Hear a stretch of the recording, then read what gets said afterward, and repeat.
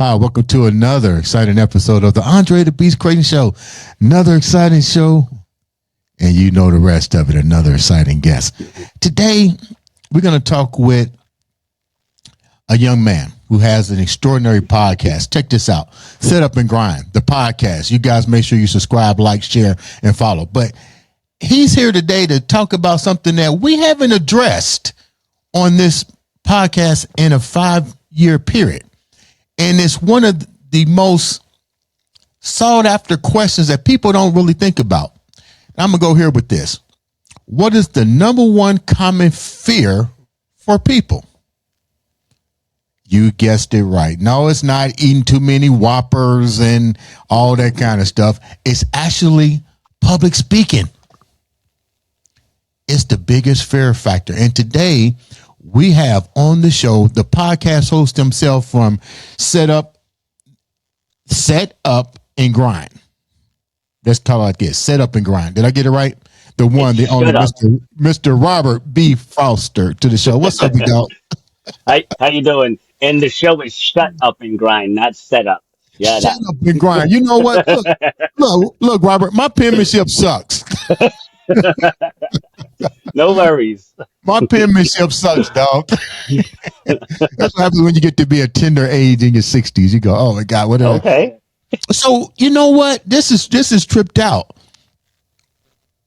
Public speaking is the number one fear factor that people have, and you teach people how to overcome that as well as other things. But before we do that, tell a little bit about this podcast. How did it come about, and then a little bit about yourself.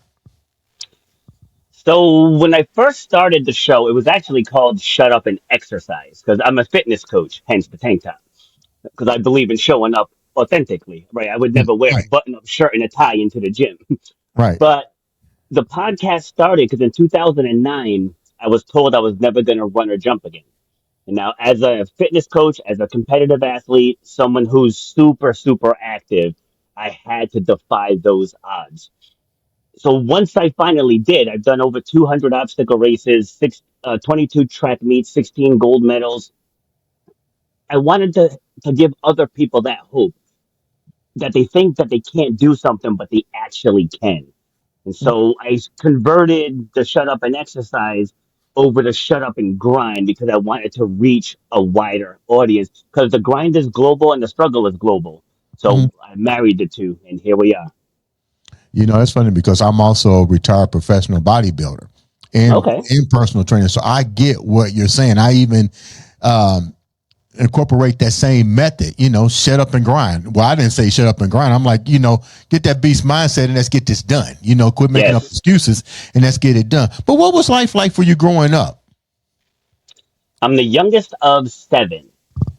And for whatever reason, I drew the genetic short straw.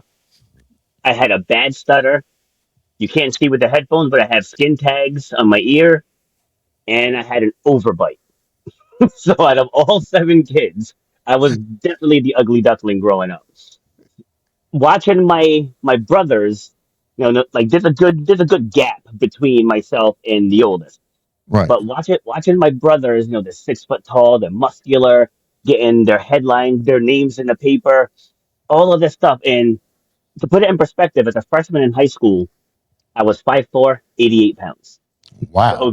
they're big and strong. I'm short, skinny with all the other things that I mentioned that I Right. had going on. So I spent the first 10 years of my life thinking that there was something wrong with me. It's like, why do I have the overbite? Why am I short and skinny? Like, why can't I excel like them? Mhm. And to make it even worse, I know these are first world problems, but to make it worse, I was always so and so's little brother. Like I wanted to be Robert Foster. They're like, Right. oh, it's Monique's little brother, it's Ramona's little brother, it's Ralph's little brother. Drove Right. me insane. But what forged the man I became was as that skinny freshman, I went to my high school track coach and I asked him for the record book. And he looked at me like, why do you want the record book? Mm. Now this is my coach, my mentor, Right. someone that's supposed to be inspiring me. And he looked at me like I had five heads. And he said, you don't have what it takes to be a high jumper. He said, why Wow. don't you go try the hurdles? And I was like, I don't want to hurdle. Like, I want to high jump. Like, my sister does it. It looks fun. I did it in middle school. Like, I want to break this high jump record. And he doubled down. He said, you don't have what it takes. So in Mm, that moment, I had two choices. I could have just listened to him and went and did hurdles. But I said, either I high jump or I quit. It was like, those are the options. And then he's like, fine, do whatever you want. So we'll fast forward to my senior year. Not only did I break the high jump record and hold it for 21 years, I broke the triple jump record and held it for 24, and then I broke three other records as well. And wow. it's not even about the breaking the records. It's just in Right. that moment, like the power in the story is in that moment. Mhm. What if I listened to him Yeah. and Yeah. I just went and did the hurdles? But Right. no, I had my goal, I had my personal reasons, and I stayed the course. I eventually grew myself to over 6 feet. I got right around 6'2". I think I shrunk an inch now that I'm 51, but I got up to 6'2", and I was able to carry out my mission. Wow, that sounds almost like my journey in junior high to high school, but it was a little bit different. They was going to Pensacola, Florida for the outdoor track and field meet. And Coach Hugh Hicks, remember him saying, they're only taking 15 Hmm. individuals. And the first thing came out of my mouth was, I can't be that 15. I'm a freshman. Hmm. And he said, I want you to do me a favor, go home and look that word up in the dictionary and come back and tell me what it meant. And I came back, I said, Coach, I can't find it. He said, they never use it again. I made that Hmm. 15. And from that moment on, everything became, I won't say easy, which it wasn't easy.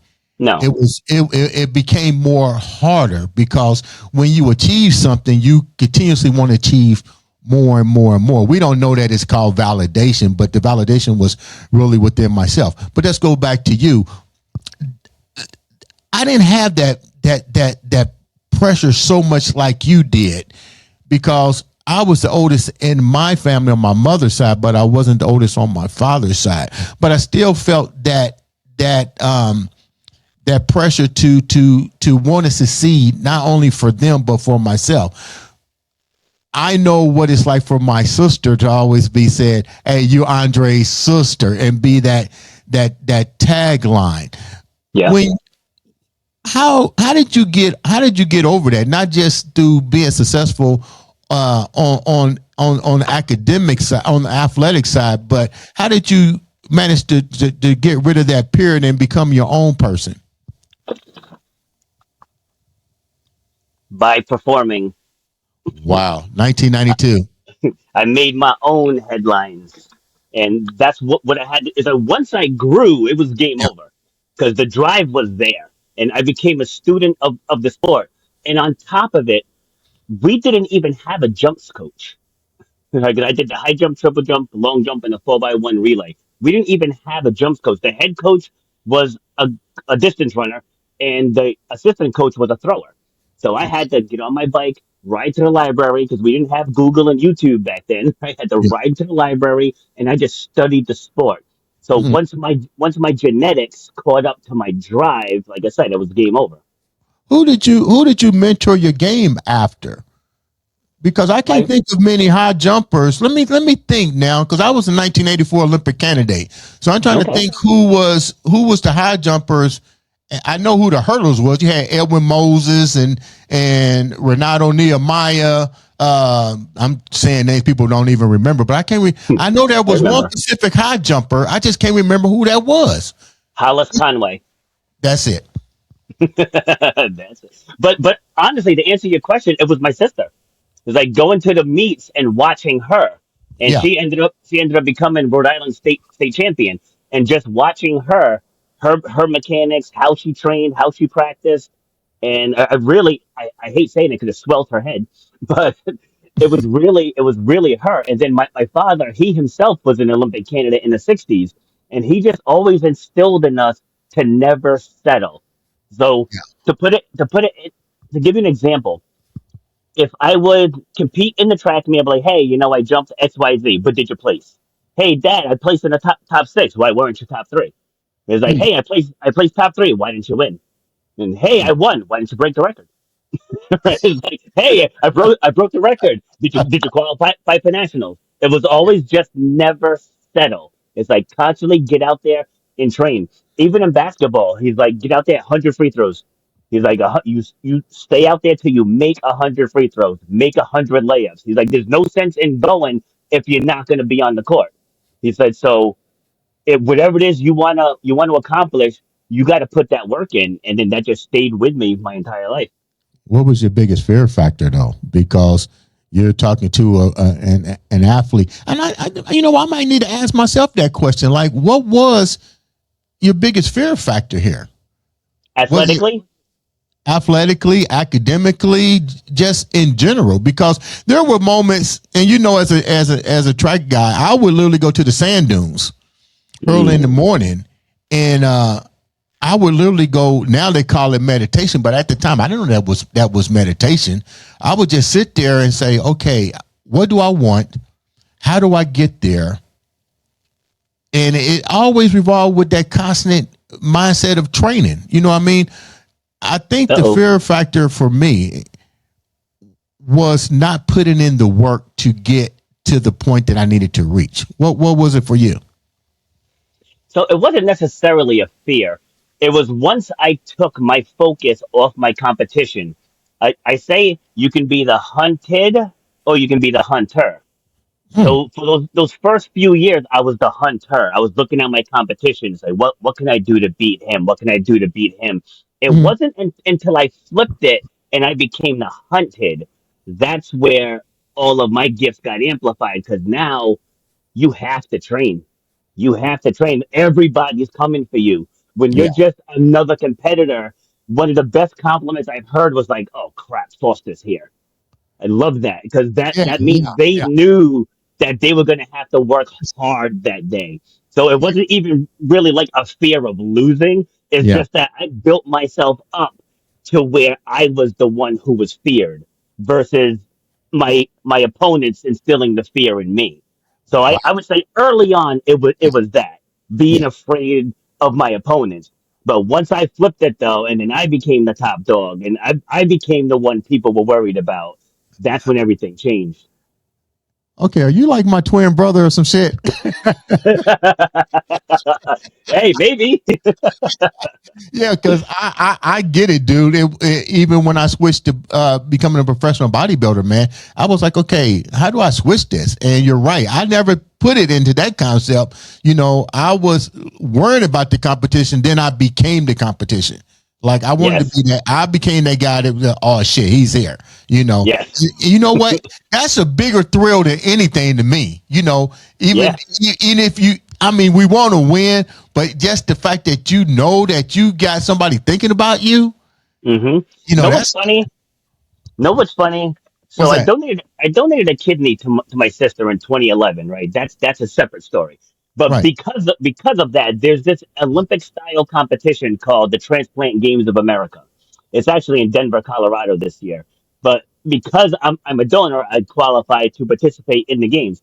So they have like a full blown track meet at this event, and they have all the sports, basketball, the marathons, 5K, volleyball. They have everything. Pickleball now, singing competitions.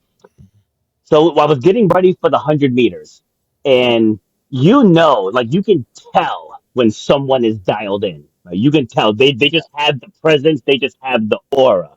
Yeah. So as I'm walking toward the warm up area, I got my tracksuit on, I got the shoes and got the bag, got the headphones, and the biggest thing is that when I lock in, I lock in. And so, as I'm approaching my age bracket, I believe I was 40 to 44 that year. As I'm approaching my age bracket, I hear the guys busting each other's chops over who's gonna win. And so this one guy is like, "No, you guys are all fighting for second." He's laughing. He's like, he turns around, he sees me. I won't cuss, but he's like, "Oh, f." Just from seeing me, I didn't say a word, but Yeah. he just knew I was dialed in. And I share that because in the speaking world, it's the same thing. Like if you show up and if you have any type of nervousness about you, the audience is gonna pick up on that. Yeah. So Yeah. so whether it's sports, whether it's business, whether it's speaking, like presence matters. How you show up matters.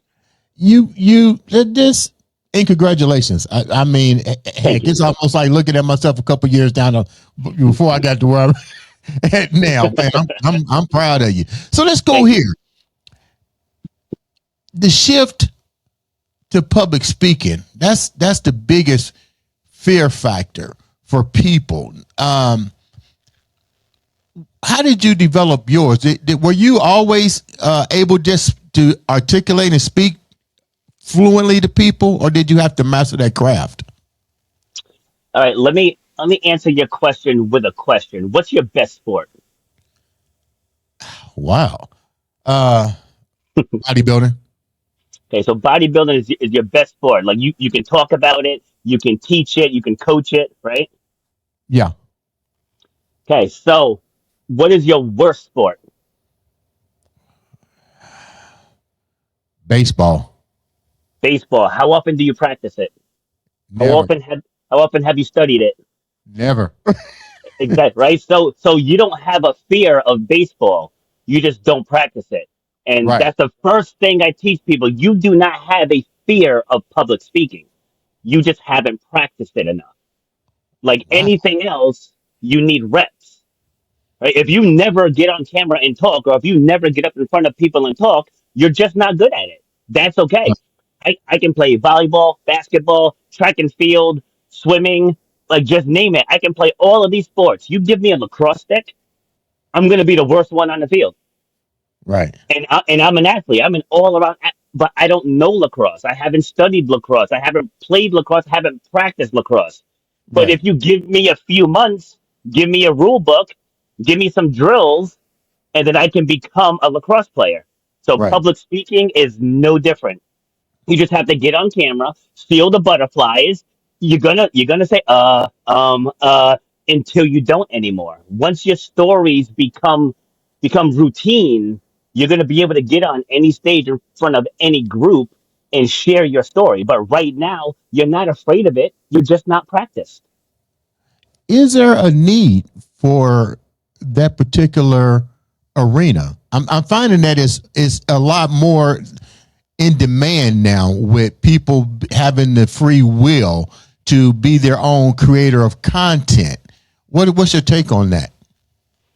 My take is in 2020, when COVID hit, the gyms got shut down, all the speaking events got shut down, all the events period got shut down. Right. I joined a lot of masterminds on Zoom because I figured I can't be in my gym. I may as well learn new stuff.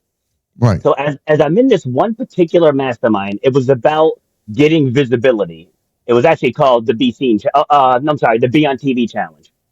And as I'm listening to people introduce themselves, a lot of people are not good at it. It's like this guy just rambled on for like 5 minutes, and I'm like, I still don't know what you do. It's like you're just saying words, right? Yeah. It's like you're not explaining what you do.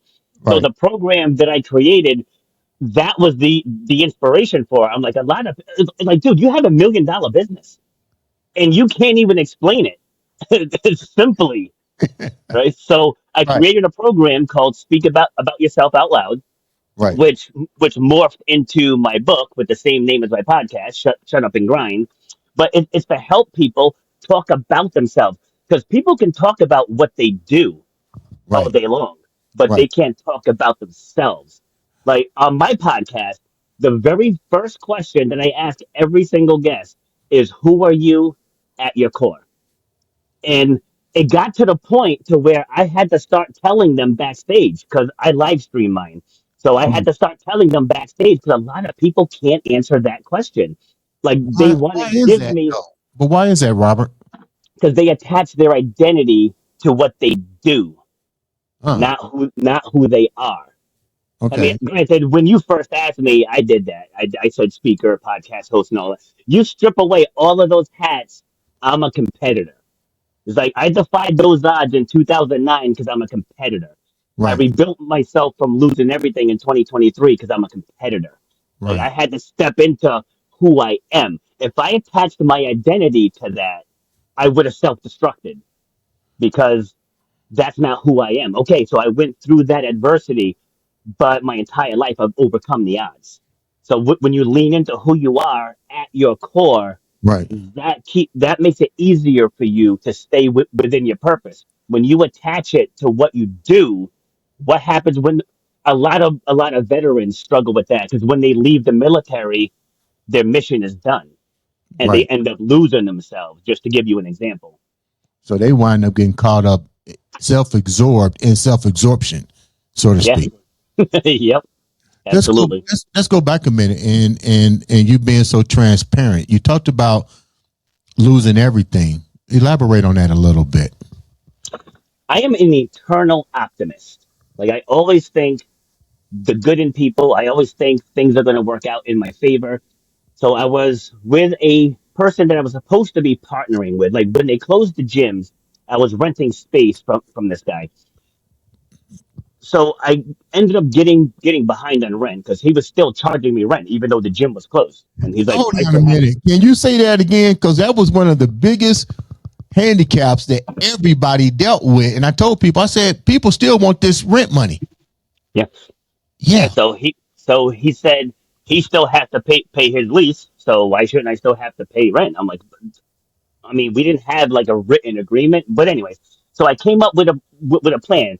He had another location that wasn't doing group fitness. I said, so what if I implement the program over there that you're currently not running, and I generate the income of what I owe you? Hmm. And we agreed on a handshake. My fault. I should have got that in writing. So anyway, I generated far more than what I owed him, far Right. more. Right. And we were supposed to merge our businesses, and then he was just going to cut me a check each week. Because after COVID, I was like, yeah, I'm done with the business end because that was rough getting through. Wow. So he kept dragging his feet and dragging his feet and dragging his feet. He's not paying me. My bills are mounting. Like I ended up losing my car first, so I'm riding my bike everywhere, draining my savings, maxed out my credit cards. I'm like, dude, but the situation I was in, if he just paid me, everything would have been fine. Hmm. Back to me being the eternal optimist. He said enough to keep me on the hook. So now I'm getting an eviction notice from my house, right? I'm a father of five kids, so it's like, all right, I can't lose the house. Hmm. And I meet with him again and again, dragging his feet, dragging his feet. Then finally, just the day hit me. I'm like, this guy has no intention of paying me. So then I end up losing my house. I was homeless for about a week or so. Not like eat out of trash cans homeless, but like I was bouncing through hotels. Hmm. And then finally, I had to swallow my pride, and I called my mom. I was like, can I come home? I was like, I don't know what else to do. But I ended up dropping my keys on the desk, and I walked away. And I had clients that had been with me for over a decade. Like that Hmm. was one of the toughest things that I had to do. But I come back home and I literally had nothing. And for a hot second there, like I went into a pretty dark place. And before I called my mom, I think it was a night or two before I had to leave the house. I was drinking pretty heavily, and for a split second, I was ready to down a bottle of pills. It was like it got that dark, and fortunately, I couldn't find them. And then thankfully, I ended up passing out, and I woke up in the morning back with a clear head again. But yeah, but that was tough. So I had paused my podcast. 'Cause I'm like, how can I get up and be all motivational when I'm currently in the pits of hell? Yeah. But then, but then, is one day I was brushing my teeth and it just hit me. I was like, dude, what are you doing? I was like, you literally have a show called Shut Up and Grind. Let's write this next chapter. So I restarted my podcast. I went to the local high school and to see if I could help out coaching track because I was actually going to pivot away from fitness. I Hmm. was gonna go. I was gonna go into digital marketing. Like I was in week three of a 16-week program, but Right. that just wasn't it. That Hmm. first track practice relit my soul, Hmm. and then I ended up borrowing some money from my mom because I needed something motorized. So I ended up getting a moped. I went back to the gym, and then the gym that I'm managing now, that was the first place I inquired. I walked into that gym, the owner and I hit it off, and within 90 days, he gave me full reins to run his second location. Like all the positive things just started unfolding one after the other. Mm. And the takeaway here is one thing I always say on my show is when you're on fire, you can't see the fire. Mm. Meaning when you're consumed by the problems. And Right. when I hit that dark place, that's how I got there because I let the problems consume me. But Right. then once I stepped back into my purpose, like all the opportunities, they were there, just waiting. But I Yeah. was so deep into that dark place, I just couldn't see them. It's so funny. I just posted something yesterday on social media about how you have to let people go. Yeah. And it's not that you want to let them go. That's the universe saying, hey, blah, blah, blah. Let's go back to the dude. What happened to him? Probably had no remorse at all for what he did and what he put you through. No, no, we kept all my equipment too. I had thousands of dollars of equipment in there. And finally I was like, you know what? Keep it. I was like, I started the gym in my garage. So Ain't I started my fitness business in technically in the spare bedroom of my house, and then as I got more clients, I moved to the basement, and then I moved into my garage, and then I finally started training in local parks, and then I built up enough of a clientele to start renting space at other places. Then in 2014, I opened up, with the help of other business partners, a 5,000 square foot facility. But so it? I was like, I built this from nothing. I'll do it again. And then I just walked away and just closed that chapter. Wow. And it's probably funny. You didn't lose none of your clients. They probably, if they're loyal clients, they followed you right where you went. I mean, I lost some because I'm in Rhode Island. Like Rhode Island is small, so something like 10 minutes more to their drive for some people that's like too much. It's like Really? a bunch did come down to the new gym. Like a bunch did, but I did lose a bunch. With everything that you've overcome and have gone through, did you ever suspect that shut up and grind would actually be a truly manifestation of your life? I did, and really before any of that happened, when I was still training in my garage, one of my clients, she was about to pay me for the month. It was only $50 at the time because I didn't know any better. But so she goes to hand me the check, and then she pulls it back, and she's like, "I just want you to know before I give this to you." She said, "2 minutes from my house." This was when Planet Fitness was just coming on the scene. She's Yeah. like, "There's a brand new state of the art Planet Fitness 2 minutes from my house." She said, "I'm about to pay you 5 times the amount." She's like, "Because you believed in me before I believed in myself." It Wow. was in that moment was when I knew this was more than just losing weight and Mm. all that.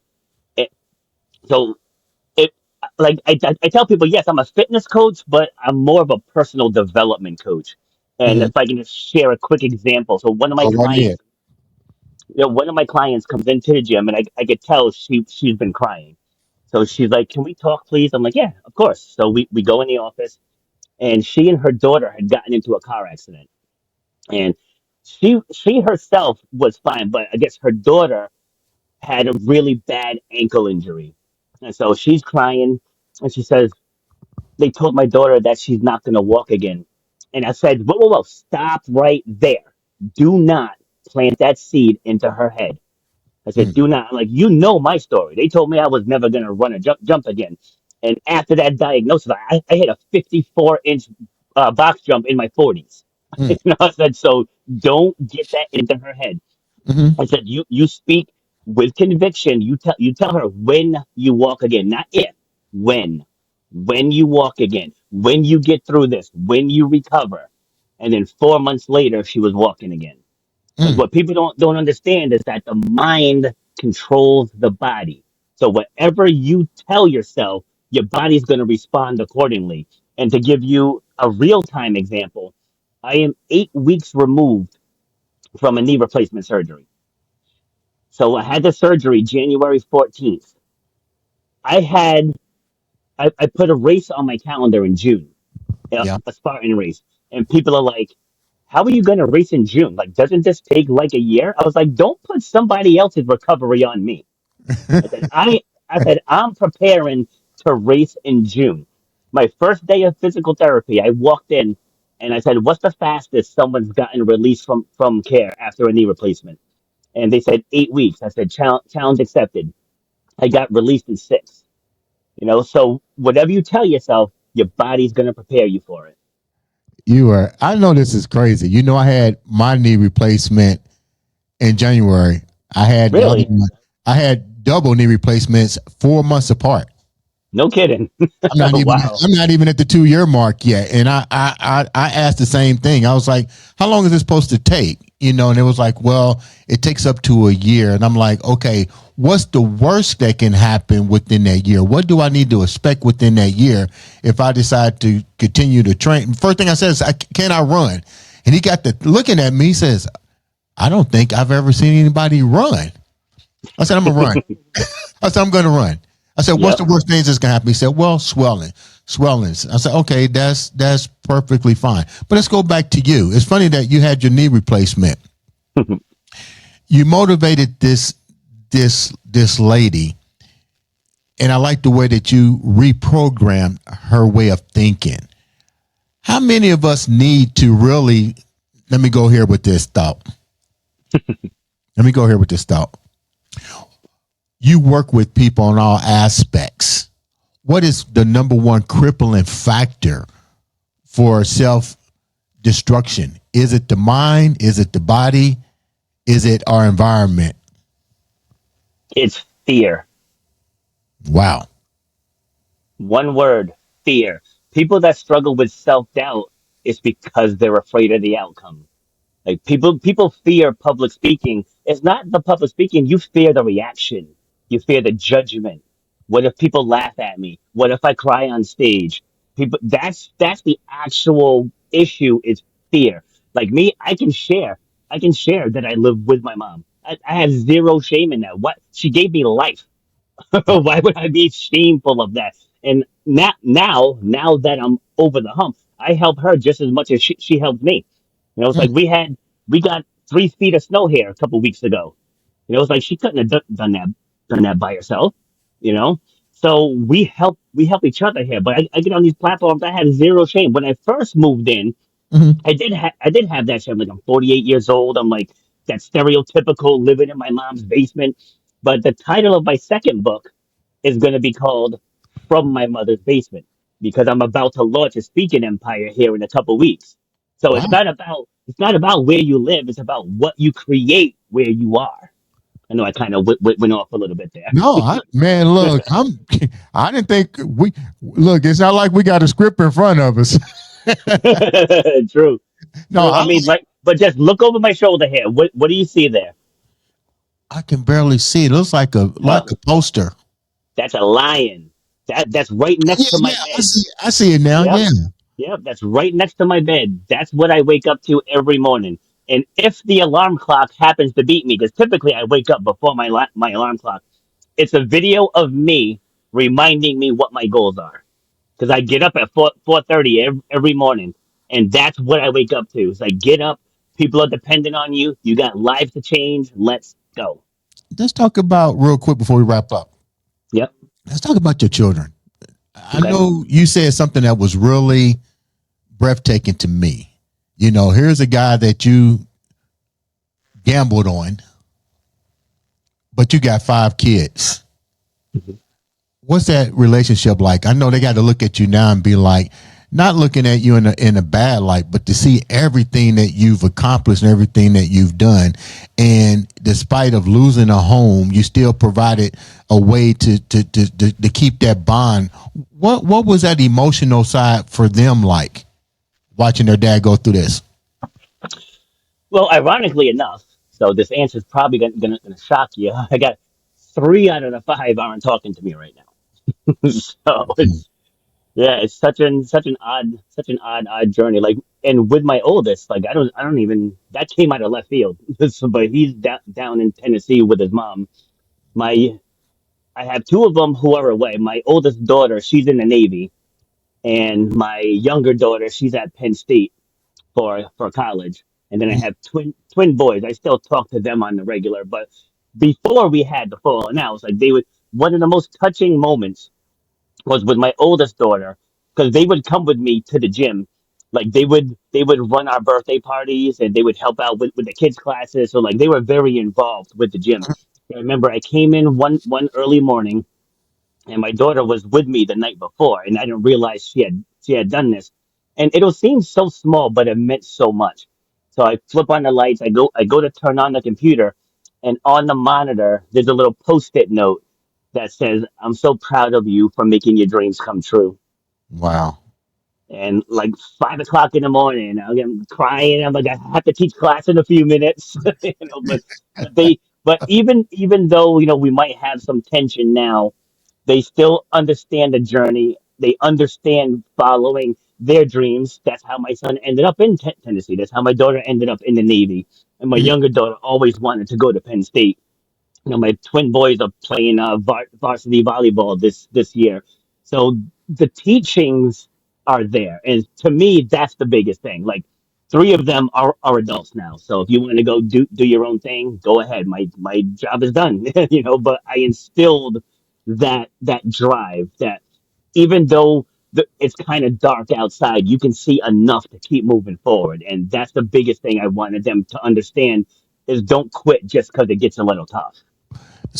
The viewers that are listening to this, the millions of viewers that are listening to this, I know they feel the heartfelt emotions and the things that you've gone through, but from your own words, what should the viewers really listen for out of your story and to help them have that beast mindset, or should we say the shut up and grind attitude?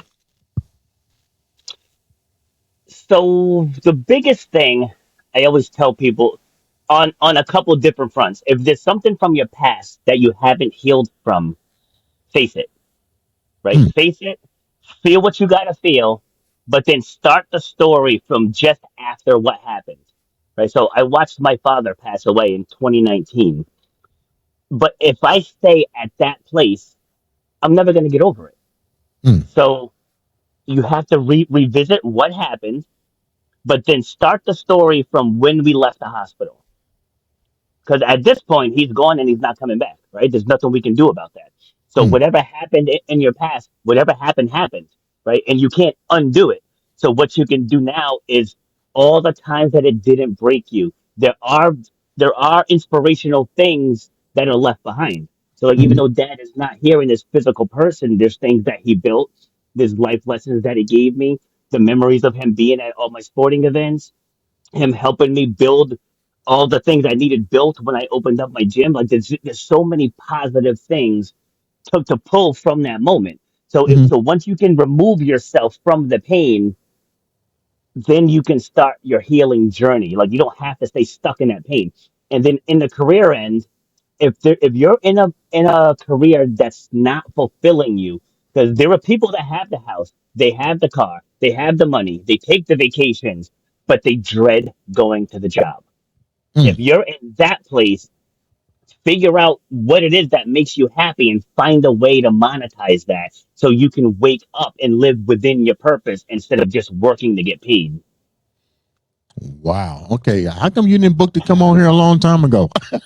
I don't know. Robert, how can the viewers reach out to you and know more about your book and your new book and the whole 9 yards? How can they get in contact with you? Yeah, so my website, robertbfoster.com, has all of the links. Social medias at Robert B. Foster. LinkedIn and Instagram are a little different because unfortunately I didn't start all the channels at the same time and I have a common name. Hence why I go by Robert B. Foster because there's Right. probably a million Robert Fosters out there. So that's why I emphasize the B. And Uh, you can email me too at robertbfoster.com. Guys, make sure you subscribe, like, share, follow.